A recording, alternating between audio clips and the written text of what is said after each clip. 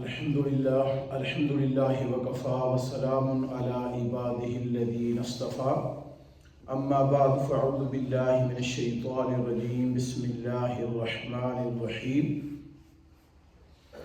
الا ان اولياء الله لا خوف عليهم ولا هم يحزنون الذين آمنوا وكانوا يتقون لهم البشرى في الحياة الدنيا وفي الآخرة لا تبديل لكلمات الله ذلك هو الفوز العظيم صدق الله العظيم وصدق رسوله النبي الكريم الأمين ونحن على ذلك لمن الشاهدين والشاكرين والحمد لله رب العالمين ببرکت ان اللہ وملائکتہ یصلون علی النبی یا ایہا الذین آمنوا صلوا علیہ وسلموا تسلیما اللہم صل علی سیدنا مولانا محمد وعلی آل سیدنا ومولانا محمد وبارک وسلم الصلاة والسلام علیک یا سیدی یا رسول اللہ وعلی آلک واصحابک یا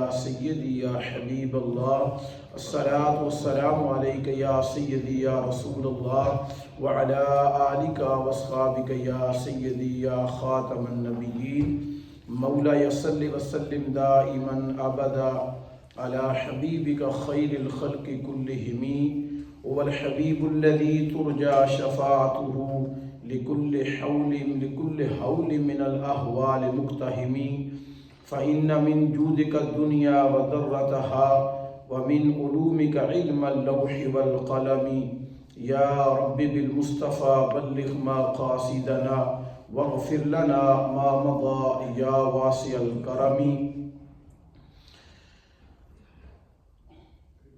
حمد و صلات کے بعد نہایتی واجب الاحترام دوستو، ساتھیوں، بزرگوں، السلام علیکم ورحمۃ اللہ وبرکاتہ.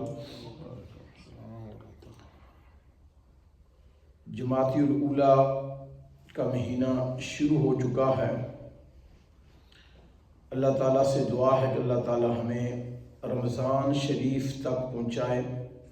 اللہ تعالیٰ ہمیں رمضان کی برکتوں سے مالا مال فرمائے. آج جمعہ کا مقدس دن ہے. اللہ تعالیٰ اس دن کے طفیل ہماری اور ہمارے والدین کی بخشش کاملہ فرمائے اور جتنے بھی ہمارے مرحومین دنیا سے جا چکے ہیں اللہ تعالیٰ ان کے درجات بلند فرمائے.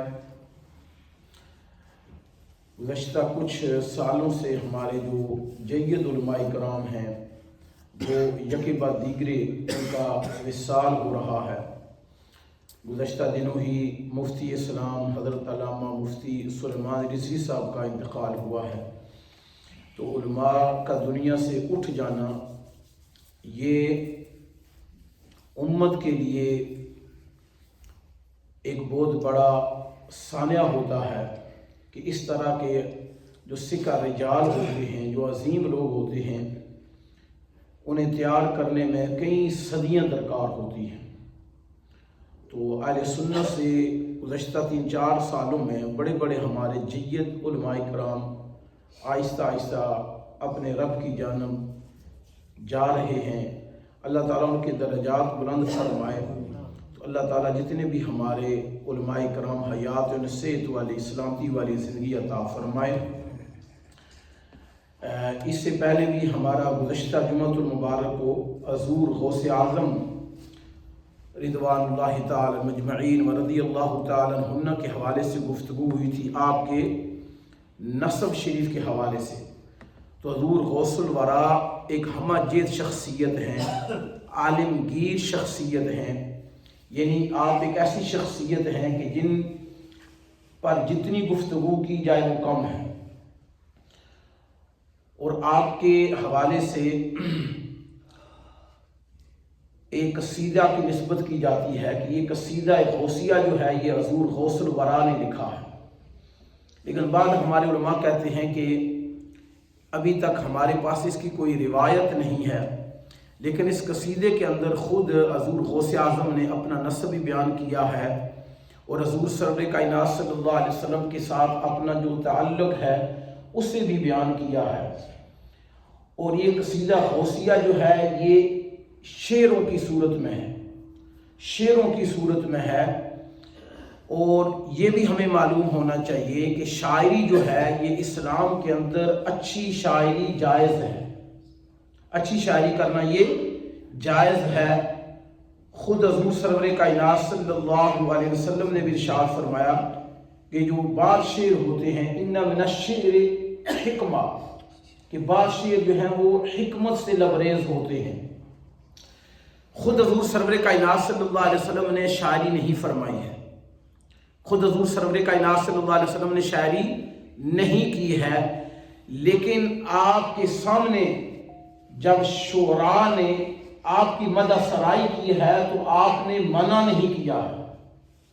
گویا جس شعر کی نسبت حضور سرور کائنات صلی اللہ علیہ وسلم سے ہوئی، جب اشعار کی نسبت حضور سرور کائنات صلی اللہ علیہ وسلم سے ہوئی، تو آپ نے آپ کی یہ خاموشی اختیار کر لینا اور ان شعراء کی مدح سرائی کرنا جن میں اکثر و بیشتر آپ سنتے حضرت حسان بن ثابت جنہیں حضور سرور کائنات صلی اللہ علیہ وسلم کے سامنے کھڑے ہو کر آپ صلی اللہ علیہ وسلم کی مدحت بیان کی ہے، اور آپ نے منع نہیں کیا ہے بلکہ ان کی حوصلہ افزائی کی ہے، ان کی حوصلہ افزائی کی ہے۔ بلکہ جب کفار کے جو شعراء حضور سرور کائنات صلی اللہ علیہ وسلم کی ہجا کیا کرتے تھے، یعنی آپ کی گستاخی کیا کرتے تھے، تو یہ حسان بن ثابت جیسے شعراء جو تھے یہ حضور سرور کائنات صلی اللہ علیہ وسلم کی قصیدے لکھا کرتے تھے۔ تو اسلام کے اندر شاعری کرنا جائز ہے، اس شاعری کا تعلق جو ہے وہ شریعت کے ساتھ۔ اسی وجہ سے آپ دیکھتے ہیں کہ ہمارے بڑے بڑے شعراء جن میں امام اہل سنت ہیں، بڑے بڑے یعنی شاعر جنہوں نے شاعری کے، بڑے بڑے عالم دین، یعنی کہ ان کی شاعری سے ہمیں قرآن اور سنت کی جھلک نظر آتی ہے۔ اور وہ شاعری ایسے نہیں کسی کو خوش کرنے کے لیے نہیں تھی، بلکہ امام اہل سنت کی اگر آپ شاعری پڑھیں تو شاعری کے اندر آپ کو حضور سرور کائنات صلی اللہ علیہ وسلم کی مدحت نظر آتی ہے۔ ساری شاعری، سر آپ باب اللہ شاہ کو آپ پڑھ لیں، پیر میر علی شاہ کو پڑھ لیں، تو ان لوگوں نے جو شاعری کی ہے یہ اسلامی حدود و قیود کے اندر رہتے ہوئے کی ہے۔ کہیں پر اللہ تعالیٰ کی الوہیت کا اظہار کیا ہے، وحدانیت کا اظہار کیا ہے، اور کہیں پر حضور سرور کائنات صلی اللہ علیہ وسلم کی مدحت کی ہے، کہیں پر شان ابو بکر صدیق کا اظہار کیا ہے، حضرت عمر فاروق کی شان میں قصیدے کہے ہیں، عثمان غنی کی شان پر قصیدے کہے ہیں، مولا کائنات کی شان میں منقبت کہی ہے۔ تو یہ جو شاعری ہے یہ کرنا جائز ہے۔ اور ایک اور بات میں عرض کر دوں، پھر ہم اس قصیدہ غوثیہ کی طرف آتے ہیں جو آپ نے لکھا ہے، کہ یہ جو حضور غوث الورا غوث اعظم نے فرمایا نا کہ میرا جو قدم ہے وہ ہر ولی کی گردن پر ہے، اس سے کیا مراد؟ اب مسئلہ تھوڑا سا یہ ہے کہ ایک جمعہ ادھر پڑھانا پڑتا ہے، ادھر پھر ہمیں وہ چیزیں رپیٹ کرنی پڑتی ہیں، کیونکہ وہاں نمازی اور ہیں یہاں نمازی اور ہیں۔ تو وہاں پر اب میں نے یہ کہا تھا کہ یہ بات ہمیں پتہ ہونی چاہیے کہ جب ہم کہتے ہیں کہ حضور غوث اعظم کا جو قدم مبارک ہے وہ تمام اولیاء کی گردن مبارک پر ہے، تو اس سے کیا مراد ہے؟ کیا اس سے مراد صحابہ کرام بھی ہیں؟ کیا اس سے مراد تابعین بھی ہیں؟ نہیں، بلکہ اہل سنت نے اس کے اندر تخصیص کی ہے۔ تخصیص یہ کی ہے کہ اس امت کے سب سے بڑی جو ولی ہے وہ حضرت سیدنا ابو بکر صدیق ہے۔ تو ابو بکر صدیق سے لے کر امام حسن عسکری تک یہ جو امت کے اولیاء ہیں ان کو استثناء حاصل ہے، ان کو استثناء حاصل ہے، ان کی گردنوں پر حضور غوث الورا کا قدم مبارک نہیں ہے، کیونکہ ان کی شان حضور غوث الورا سے بھی زیادہ ہے۔ بلکہ جب ہم شان سیدنا غوث الورا دیکھتے ہیں تو خدا کی عزت کی قسم کہ میں یہ سمجھتا ہوں کہ جس طرح اللہ تعالیٰ نے انبیاء علیہ السلام کو جس طرح اللہ تعالیٰ نے شان عطا فرمائی تھی، اور ان ساری شانوں کا مرکز اور منبع جو ہے وہ مصطفیٰ جن رحمت ہیں، ان جتنی بھی شانیں دیگر انبیاء کو اللہ تعالیٰ نے عطا فرمائی تھی وہ ساری شانیں مصطفیٰ جن رحمت کی ہستی میں جمع فرما دی ہیں۔ اسی طرح اگر آپ دیکھیں تو جتنی بھی شانیں اللہ تعالیٰ نے اولیاء کو عطا فرمائی ہیں ان ساری شانوں کا مجموعہ اور مرکز حضور غوث الورا ہے۔ یعنی جتنی بھی اولیاء کو شان عطا فرمائی ہیں وہ ساری شان اللہ تعالی نے حضور غوث الورا کو عطا فرمائی ہے۔ اسی وجہ سے ہمارے ہاں یہ کہا جاتا ہے کہ غوث اعظم درمیان اولیاء، غوث اعظم درمیان اولیاء چوں محمد درمیان انبیاء، کہ جس طرح حضور غوث الورا اولیاء کے درمیان آپ کو اللہ تعالیٰ نے خاص مقام عطا فرمایا ہے، اسی طرح پیارے آقا صلی اللہ علیہ وسلم کا جو نبوت میں خاص مرتبہ ہے، یعنی اعلیٰ درجے پر فائز ہے، اسی طرح حضور غوث اعظم کو اللہ تعالیٰ نے ولیوں میں ایک اعلیٰ شان عطا فرمائی ہے۔ تو آپ کی جو یہ شاعری ہے، قصیدہ شعریہ ہے، اس کے اندر توحید کی جھلک بھی نظر آتی ہے اور عشق مصطفیٰ کا پیغام بھی نظر آتا ہے، اور اسی طرح ہدایت کے منبع بھی ہیں۔ یعنی شاعری وہ نہیں ہے جو لغویات پر مبنی ہے، جو دنیا کے عشق مجازی پر مبنی ہے، بلکہ آپ کی جو شاعری ہے وہ حقیقی عشق خدا اور عشق مصطفیٰ پر مبنی ہے۔ اب دیکھیے ایک شعر ضمن میں آپ کو عرض کر دیتا ہوں کہ آپ کا جو خادم تھا وہ آپ نے اس کو کہا اندر سے شیشہ لے آؤ، وہ شیشہ لینے کے لیے گیا تو اندر شیشہ ٹوٹ گیا، شیشہ جو تھا اس کے ہاتھ سے گرا اور وہ ٹوٹ گیا۔ تو اب وہ ان لوگوں کے دیکھیں نا جو خدام بھی ہوتے تھے وہ عام نہیں ہوتے تھے، تو انہوں نے جب شیشہ ٹوٹا نا تو انہوں نے شعر پڑھا، از قضائے آئینہ چینی شکست۔ جب شیشہ ٹوٹا نا تو انہوں نے یہ نہیں کہا کہ شیشہ ٹوٹ گیا، انہوں نے یہ شعر پڑھا، از قضا آئینہ چینی شکست۔ اب جب انہوں نے یہ شعر پڑھا کہ شیشہ جو ہے یہ ٹوٹ گیا ہے، یعنی کہ یہ رب کی قضا تھی نا، رب کی قضا تھی، ظاہری بات ہے کوئی بھی امر جو ہوتا ہے، کوئی فعل جو ہوتا ہے وہ رب کی قضا کے بغیر نہیں ہے۔ تو انہوں نے یہ شعر پڑھا، از قضا آئینہ چینی شکست، کہ جو شیشہ ہے یہ ٹوٹ گیا ہے۔ جب آپ نے آواز سنی تو آپ نے پھر آگے سے پڑھا، آپ نے کہا خوب شد سمانے خود بینی شکست۔ آپ نے کہا خوب شد سمانے خود بینی شکست۔ آپ نے کہا کہ اچھا ہوا ہے یہ خود بینی کا جو سامان تھا وہ ختم ہو گیا ہے۔ یعنی مرید نے بھی اندر سے شعر پڑھا ہے، خادم نے بھی اندر سے شعر پڑھا ہے کہ از قضا آئینہ چینی شکست، یہ حضور وہ جو شیشہ جو تھا وہ تو اللہ کی رضا سے ٹوٹ گیا ہے۔ تو آپ نے کہا کہ خوب شد، بڑا اچھا ہوا ہے، سامان خود بینی شکست۔ خود بینی سے کیا مراد ہوتا ہے؟ عجب، خود پسندی، یعنی جب انسان شیشہ دیکھتا ہے تو وہ اپنے آپ کو دیکھتا ہے بڑا خوبصورت نظر آ رہا ہوں، وہ سمجھتا ہے کہ شاید سب سے خوبصورت میں ہی ہوں، اس میں خود نمائی آ جاتی ہے۔ تو آپ نے وہاں پر بھی دیکھیں کس طرح ہی ہدایت کا جملہ بولا ہے، خوب شد اس سمانے خود بینی شکست، کہ بڑا اچھا ہوا ہے کہ یہ خود نمائی والا جو سامان تھا جسے دیکھ کر یقیناً تو آپ کا جو دیکھنا تو یہ کچھ اور تھا نا، لیکن آپ نے کس طرح جو ہے وہاں پر بھی مرید کی، اپنا جو مرید تھا کس طرح اس کی آپ جب اصلاح فرما رہے ہیں کہ بڑا اچھا ہوا ہے یہ جو خود بینی کا سامان تھا وہ ٹوٹ گیا ہے۔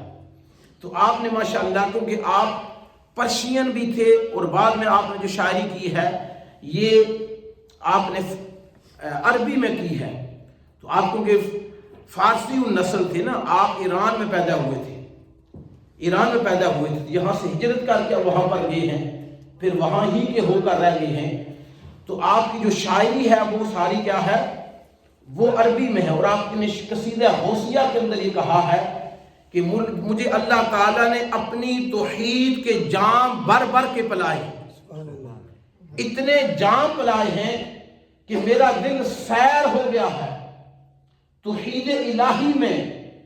آپ کی جو کتابیں ہیں اگر آپ پڑھیں تو ان کتابوں کے اندر آپ کو سب سے زیادہ جو چیز نظر آئے گی وہ توحید نظر آئے گی، وہ الوہیت نظر آئے گی، وہ وحدانیت نظر آئے گی۔ اسی وجہ سے ہم کہتے ہیں جو غوث الورا کا ماننے والا ہے وہ سب سے بڑا توحید پسند ہے، وہ سب سے بڑا توحید پسند ہے جو غسل ورا کا ماننے والا ہے۔ لیکن وہ کیسا توحید پسند ہے؟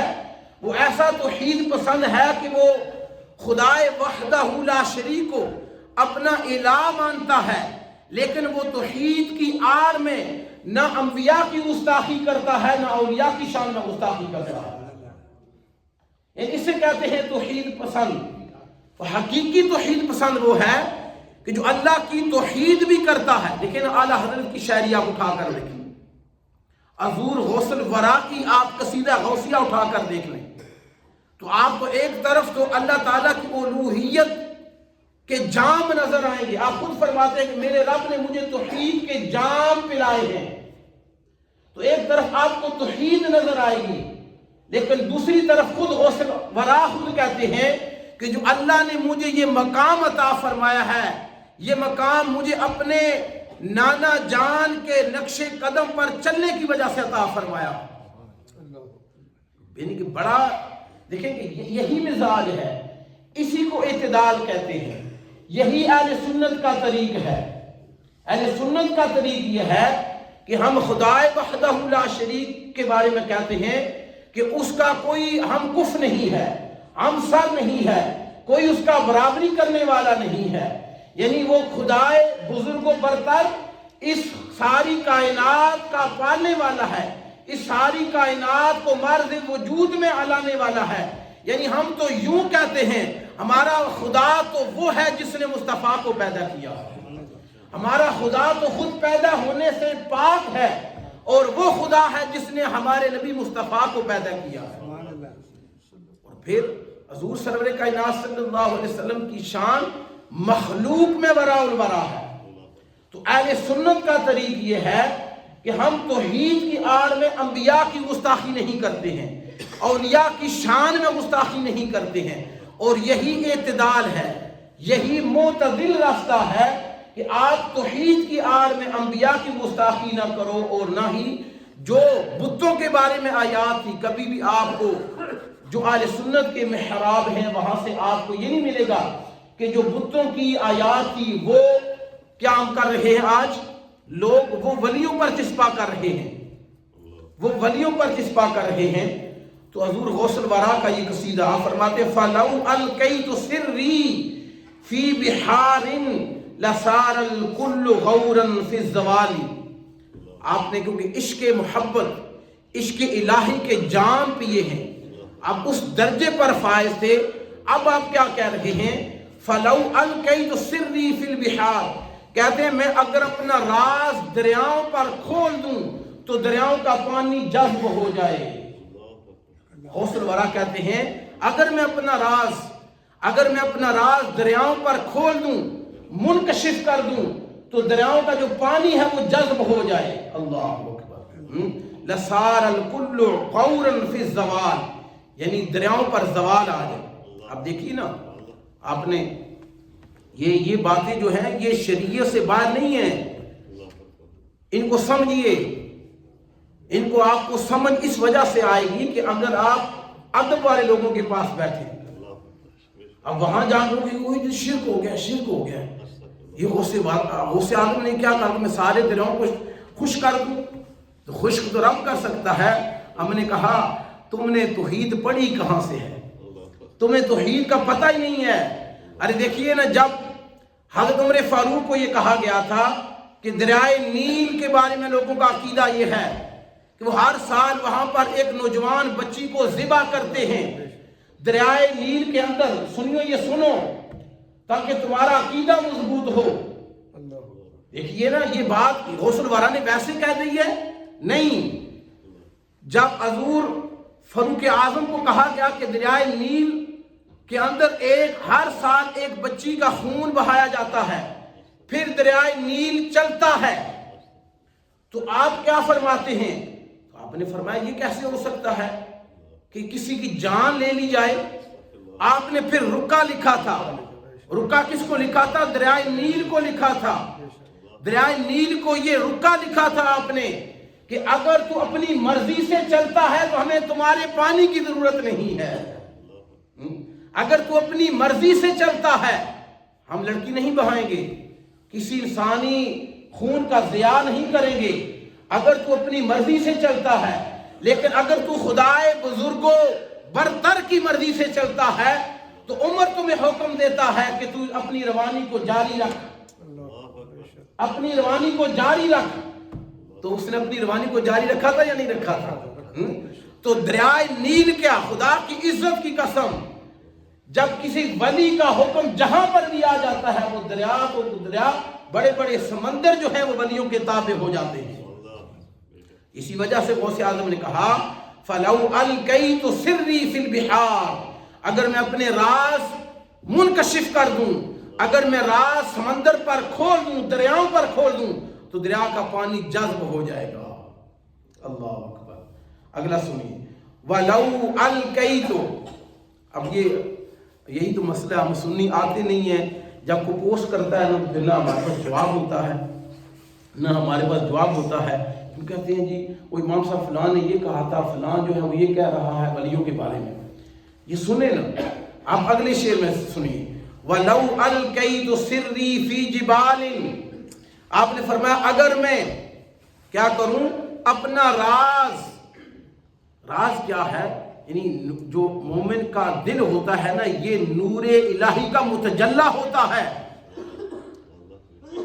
مومن کا دل نور الہی کا متجلہ ہوتا ہے۔ اللہ تعالیٰ کی جو تجلیات مومن پر پڑتی ہیں وہ اس کے دل پر پڑتی ہیں، یہ دل اس پر پڑتی ہیں۔ آپ نے فرمایا وَلَوْ أَلْقَيْتُ سِرِّي فِي جِبَالٍ لَدُكَّتْ وَاخْتَفَتْ بَيْنَ الرِّمَالِ، اگر میں اپنا راز پہاڑوں پر اشکار کر دوں وہ ریزہ ریزہ ہو کر ایسے ہو جائیں جیسے ریت کے ریزے ہیں، یعنی اگر ان پر میں اپنا کیا کروں، راز منکشف کر دوں پہاڑوں پر۔ اللہ اکبر۔ اب یہ کہیں گے، اب یہاں سے فرماتے ہیں کہ یہ جو آپ نے فرمایا سر سے مراد یہ نور ہے، یہ ایمان ہے، ایمان کی بڑی طاقت ہے، ایمان کی بڑی طاقت ہے۔ فرمایا جس انسان کے دل میں اگر اس سے اللہ جل جلالہ کے جلال کا مشاہدہ کیا جائے تو اس کے انوار جلال سے پہاڑ اپنی جگہ سے متزلزل ہو جائیں گے۔ اور آپ فرماتے ہیں اگر میری نظر کسی متکبر اور فاسق پر پڑ جائے تو اللہ تعالیٰ اس کو دل کو نرم کر دیتا ہے۔ حضور غوث اعظم فرماتے ہیں، اسی وجہ سے سنیے کہ یہ جو آپ نے کہا کہ لو القیت سری فی الجبال، اگر میری نظر میرا راز منکشف ہو جائے پہاڑ پر تو پہاڑ ریزے ریزے ہو جائے گا، اس سے کیا مراد ہے؟ دیکھیے بندہ مومن کے پاس سب سے بڑی چیز کیا ہے، وہ کیا ہے؟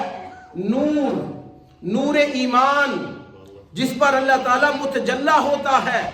اسی وجہ سے اللہ تعالیٰ نے کہا نا لو انزلنا هذا القرآن على جبل لرأيته، کہ اگر یہ قرآن میں پہاڑوں پر نازل فرماتا تو پہاڑ ریزہ ریزہ ہو جاتے۔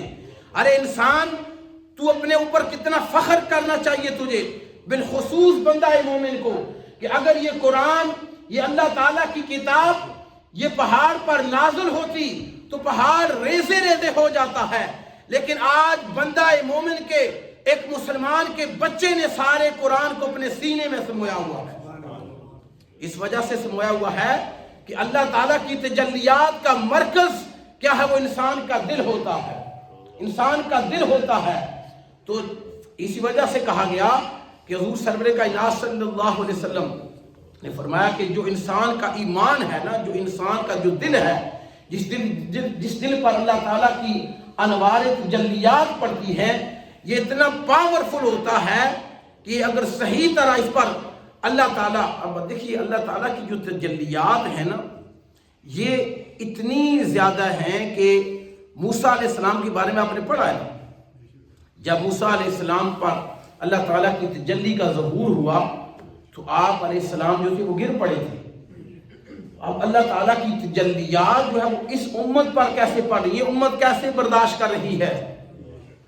اس کے بارے میں علماء نے لکھا ہے کہ اللہ تعالیٰ کی تجلیات سینہ مصطفیٰ پر پڑتی ہیں، سینہ مصطفیٰ ان کا بوجھ محسوس کرتا ہے، سینہ مصطفیٰ سے ہو کر یہ مومن کے دل پر آتی ہے۔ نعرہ تکبیر، نعرہ رسالت، نعرہ حیدری، یا غوث اعظم۔ آگے آپ نے فرمایا وَلَوْ أَلْقَيْتُ سِرِّي فَوْقَ نَارٍ لَخَمِدَتْ وَانْتَفَتْ مِنْ سِرِّ حَالِي، اگر میں اپنا راز آگ پر ظاہر کر دوں تو یہ آگ بالکل سرد ہو جائے، بلکہ اس کا نام و نشان بھی ختم ہو جائے۔ ہم کہتے ہیں، پھر کہتے ہیں دلیل دو، ہم کہتے ہیں ہم دلیل دیتے ہیں قرآن سے دیتے ہیں، یہ بھی قرآن سے دین۔ لو انزلنا هذا القرآن على جبل رأيته خاشعا متصدعا، ارے قرآن پہاڑ جو تھا اس نے قرآن کو کہا، اللہ کے بارے میں کہا یا اللہ میں اس قرآن کی تجلیات کو میں نہیں اپنے اندر سما سکتا ہوں، لیکن جب اللہ تعالیٰ نے اس کی تجلیات کو اپنے نور مصطفیٰ کو عطا فرمایا ہے تو حضور سرور کائنات صلی اللہ علیہ وسلم کے سینے مبارک میں سارا قرآن سما گیا ہے، سارا قرآن میرے مصطفیٰ کے سینے میں آ گیا ہے، اور آج ان کی برکت سے امت کے ہزاروں کروڑوں لوگ ایسے ہیں جن کے سینے میں قرآن پاک کا نور موجود ہے۔ آپ آگے فرماتے ہیں کہ اگر میں اپنا راز ظاہر کروں تو آگ کیا ہے، یہ گلے گلزار بن جائے، بلکہ اس کا نام و نشان بھی ختم ہو جائے۔ قلنا یا نار کونی بردا وسلاما علی ابراہیم، آگ کا کام تو جلانا تھا، لیکن جب آگ کا بدن، جب آگ جسم خلیل سے ٹچ ہوئی ہے تو اب آگ کو یہ حکم ملا تمہاری فطرت میں، تمہاری نیچر میں چیزوں کو جلانا ہے، لیکن یہ جس کا بدن ہے یہ میرا خلیل ہے۔ خلیل کو جلانا تو دور، خلیل کو تکلیف بھی نہیں ہونی چاہیے، اور وہی آگ جس کی فطرت کے اندر لوگوں کو جلانا ہے، لوگوں کو تپش دینا تھا، لیکن وہی آگ میرے خلیل کے لیے گلے گلزار بن گئی ہے۔ پتہ یہ چلا کہ جس طرح انبیاء علیہ السلام، اور یہ بات حدیث شریف سے بھی ثابت ہے کہ جتنے بھی ولی ہوتے ہیں نا وہ کسی نہ کسی نبی کے دل پر ہوتے ہیں، ہر ولی کا دل کسی نہ کسی نبی کے دل پر ہوتا ہے۔ جیسے شروع میں نے کہا کہ غوث اعظم وہ ہیں کہ جن کے اندر سارے انبیاء علیہ السلام کا فیض نظر آتا ہے، گویا رب نے آپ کو یہ بھی فیض عطا فرمایا تھا جو آپ نے کہا نا کہ اگر میں وَلَوْ أَلْقَيْتُ سِرِّي فِي النَّارِ، اگر میں اپنے راز آگ پر منکشف کروں تو آگ گلے گلزار ہو جائے گی۔ یعنی اللہ تعالیٰ نے اس قدر آپ کو مقام عطا فرمایا تھا کہ اگر آپ آگ کی طرف توجہ فرمائیں تو آگ بھی کیا ہے، وہ ٹھنڈی ہو جائے گی۔ اللہ اکبر، آگے سنیں، وَلَوْ أَلْقَيْتُ سِرِّي فَوْقَ مَيِّتٍ لَقَامَ بِقُدْرَتِهِ الْمَوْلَى تَعَالِهِ، فرمایا اگر میں میت پر اپنے راز فاش کروں تو میت کو اللہ تعالیٰ اپنے مقام پر کھڑا کر دے گا، اسے نئی زندگی عطا فرما دے گا۔ اب اس کا ایک تو ظاہری معنی بھی ہو سکتا ہے، ایک اس کا باطنی معنی۔ ظاہری معنی یہ ہوتا ہے نا کہ جسے ہم مردہ کہتے ہیں، تو مردے تو حضرت عیسیٰ علیہ السلام نے زندہ کیے ہیں۔ اب دیکھیں آپ نے شعر میں بھی خود کہا لقام بقدرت المولا، یعنی اگر میں کیا کہوں گا لو القیت سری فوق میت، اگر میں کسی میت پر نظر ڈالوں، کسی میت پر اگر میرے راز منکشف ہو جائیں، لقام تو البتہ وہ کیا ہو جائے گا، کھڑا ہو جائے گا، بقدرت المولا، اللہ کے اذن سے وہ کھڑا ہو جائے گا۔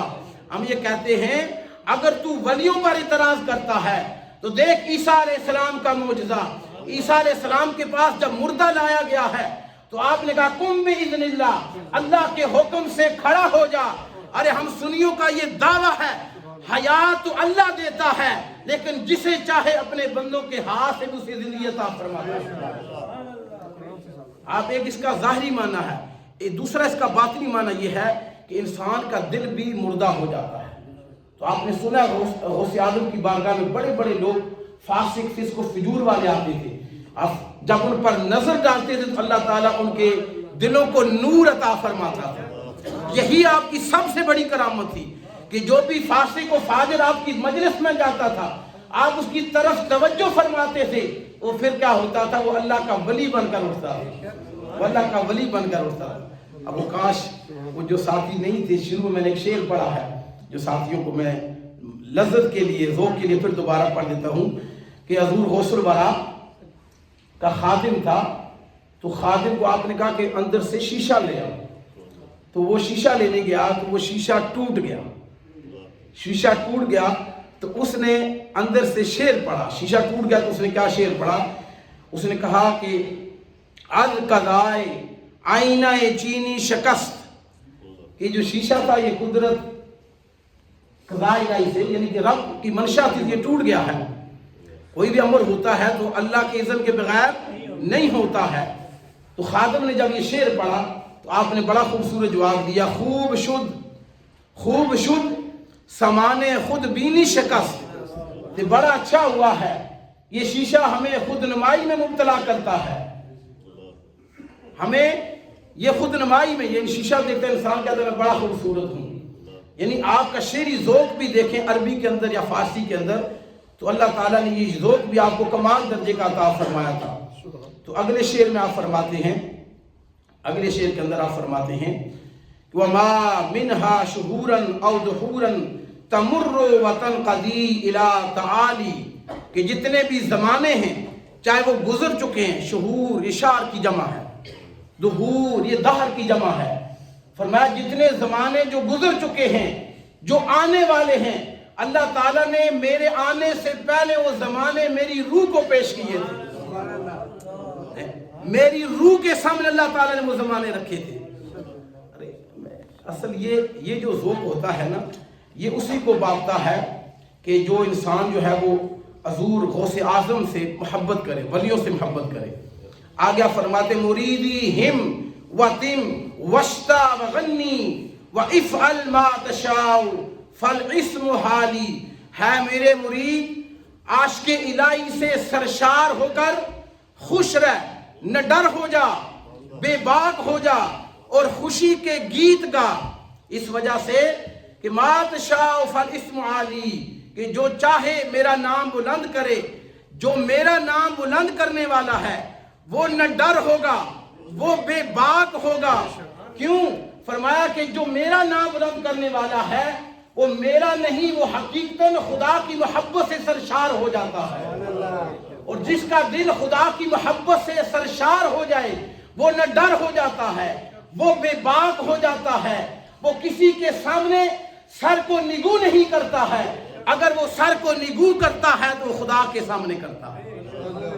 اسی وجہ کیونکہ آپ نے عشق توحید کے جام پلائے ہیں، عشق محبت کے جام پلائے ہیں، عشق الہی کے جام پلائے ہیں، تو جب انسان عشق الہی کے جام میں مستغرق ہو جاتا ہے، فنا فی اللہ ہو جاتا ہے، وہ پھر کسی سے ڈرتا نہیں ہے، وہ پھر بے باک ہو جاتا ہے۔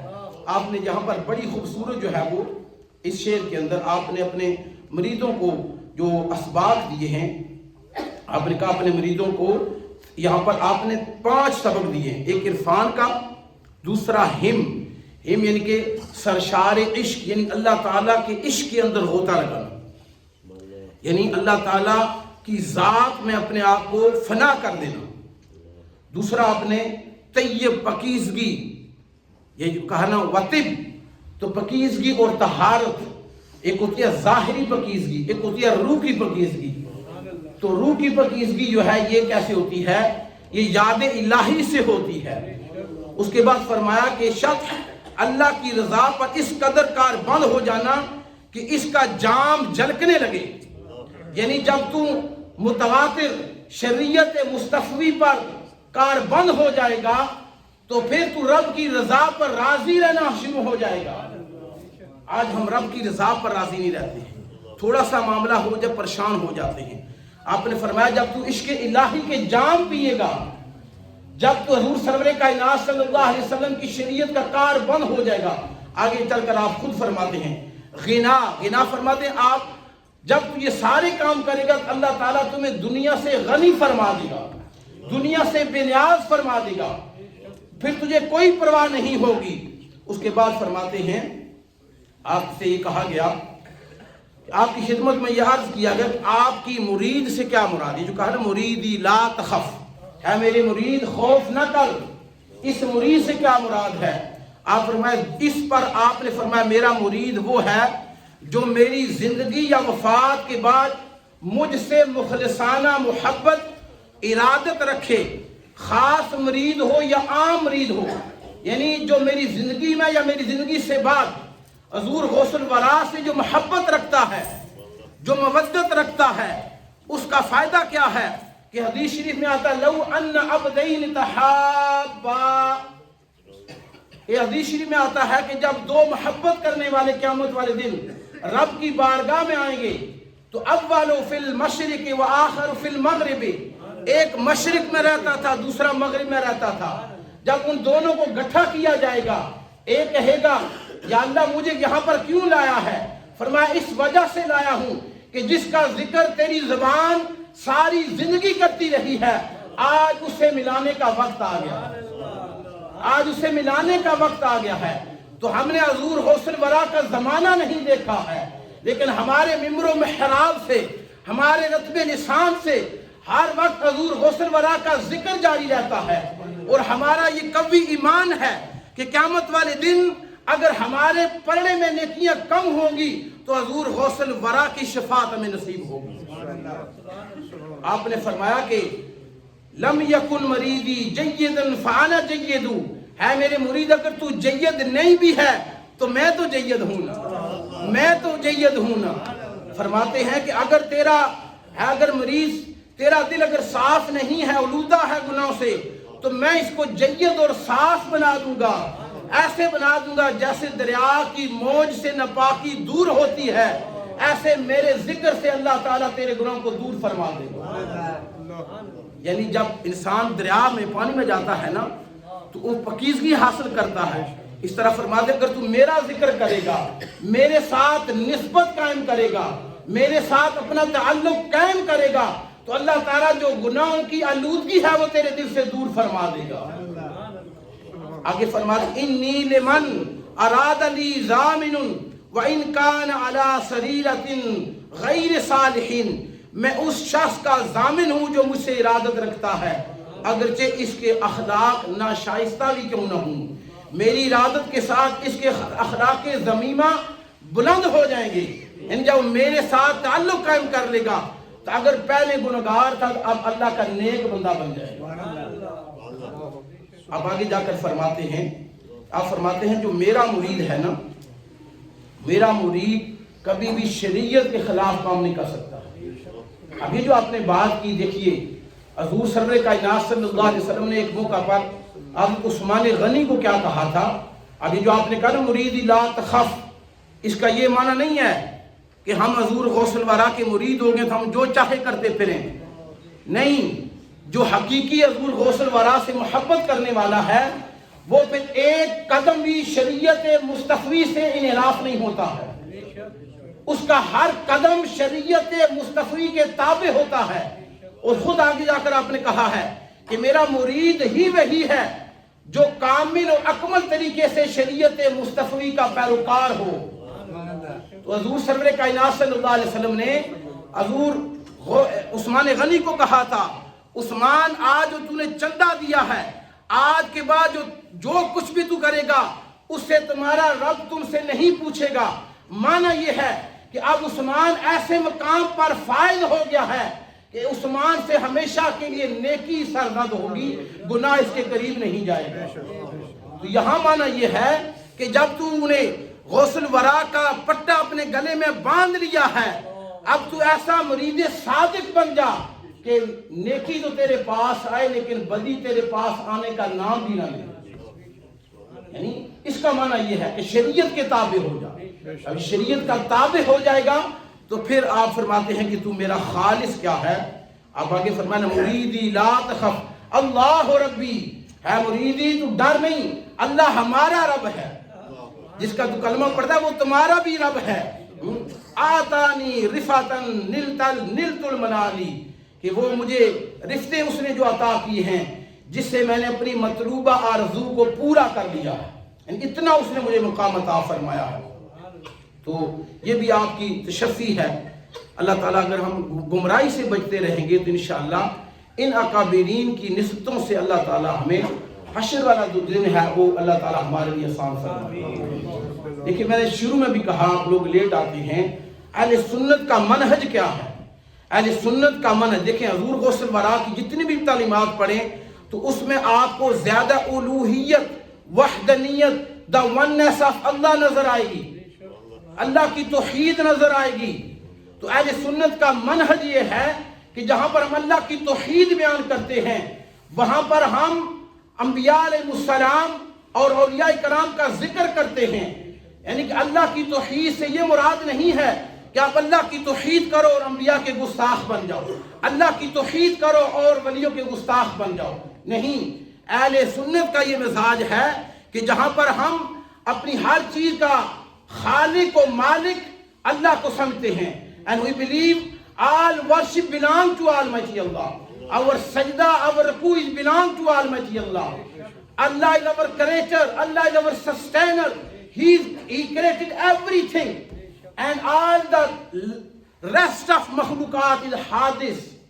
Allah جو ہے وہ حادث نہیں ہے، اللہ قدیم ہے۔ قدیم mean is existing, is necessary. He always exists. And رسول اللہ صلی اللہ علیہ وسلم کے بارے میں ہم کہتے ہیں کہ رسول اللہ صلی اللہ علیہ وسلم کریشن ہیں، اللہ is uncreated، رسول اللہ صلی اللہ علیہ وسلم کریشن ہیں۔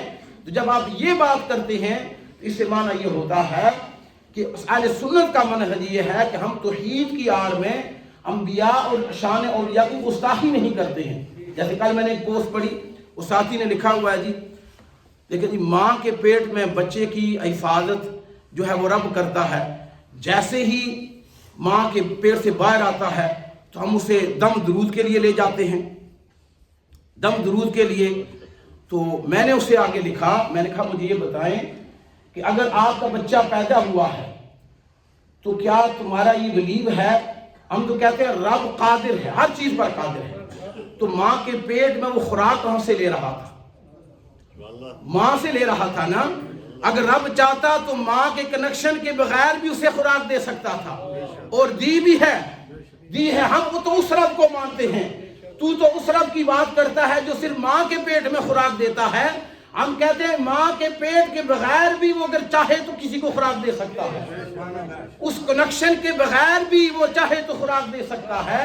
لیکن دنیا میں جب آیا ہے تو اگر بیمار ہوا ہے تو ڈاکٹر کے پاس کیوں جاتا ہے؟ بھائی ڈاکٹر کے پاس کیوں جاتا ہے؟ پھر تیری دوڑیں کیوں لگتی ہیں؟ اس کا جواب دے۔ بھائی جو ڈاکٹر جو ہے وہ اس کا علاج کرے گا۔ ہم نے کہا کہ ڈاکٹر اگر علاج کرے گا تو اللہ کا ولی روحانی علاج کرے گا۔ پھر ہمارا اہل سنت کا عقیدہ یہ ہے کہ دوائی، گولی، انجیکشن وہ مؤثر نہیں ہے، بھائی اس کے اندر کوئی شفا دینے کی طاقت نہیں ہے، یہ وسیلہ ہے، شفا باذن اللہ ہے۔ اگر رب چاہے گا تو شفا عطا فرمائے گا، رب چاہے گا تو شفا عطا فرمائے گا۔ جب تو دم کے لیے جاتا ہے تو اللہ کا ولی قرآن پڑھتا ہے، کیا قرآن کے اندر پاور نہیں ہے؟ وہ قرآن پڑھ کر معوذتین، سورۃ فلق اور سورۃ ناس پڑھ کر دم کرتا ہے۔ اگر تو غیر مسلم کی گولی کے اندر شفا مان رہا ہے تو قرآن کے اندر شفا کیوں نہیں مان رہا؟ پتہ یہ چلا کہ اصل مسئلہ تجھے قرآن سے نہیں، تجھے مسئلہ جو ہے وہ اللہ کے ولیوں کے ساتھ ہے، اللہ کے ولیوں کے ساتھ تیرے اندر بغض بھرا ہوا ہے۔ اہل سنت کا منہج یہ ہے کہ ہم اللہ کی توحید کے بھی قائل ہیں، اور ہم یہ کہتے ہیں ولیوں کے پاس جو کچھ بھی طاقت ہے وہ اللہ نے عطا فرمائی ہے۔ وہ اللہ کی طاقت کا اگر منکر ہے تو انکار کر، لیکن ہم کہتے ہیں نبیوں کے پاس، ولیوں کے پاس جتنی بھی طاقت ہے وہ خدائے بزرگ و برتر نے ان کو عطا فرمائی، اللہ نے ان کو عطا فرمائی ہے۔ اللہ تعالیٰ ہمیں اس عقیدے پر قائم و دائم فرمائے۔ وآخر دعوانا الحمدللہ۔ اذان ہو گئی ہے، سنتے رہو۔